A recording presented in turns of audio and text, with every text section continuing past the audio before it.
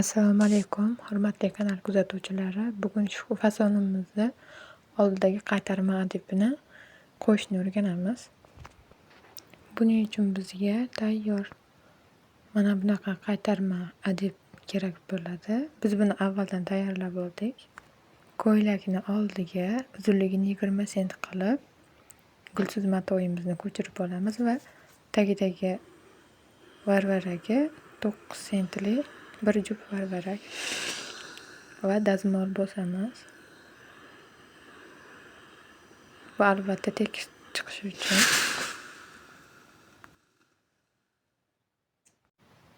Dazmoldan oldingi va keyingi holatini kuzatishingiz mumkin. Bu bizga ancha yordam beradi. Qanchalik chiroyli bo'lishi bu tekisligiga bog'liq.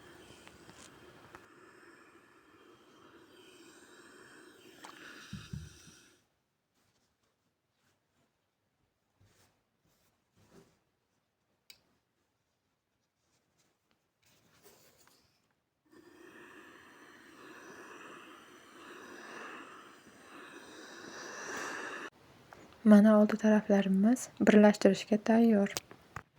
Undan oldin esa ko'ylak oldi tomonimizga vituchkalarni tikib chiqamiz. Bu yerda 14 sm oralig'i shunaqa tik qo'yilgan. Shularni 12 sm tepaga ko'tarib tikib chiqamiz va mana tayyor. Bu yerlarni dazmol bilan tekislab olamiz. Mana ko'rib turganingizdek old tomoniga 4 sentli mag'iz qaytardim va mana o'sha burmalari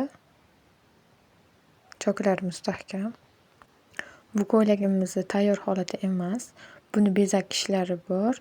Bezatishlari bu videoga sig'maydi, chunki mana agarda sizlarga qiziq bo'lsa, shu ko'ylakni ham bichib tikilishini ko'rsatib o'taman. Obuna bo'lish esdan chiqmasin.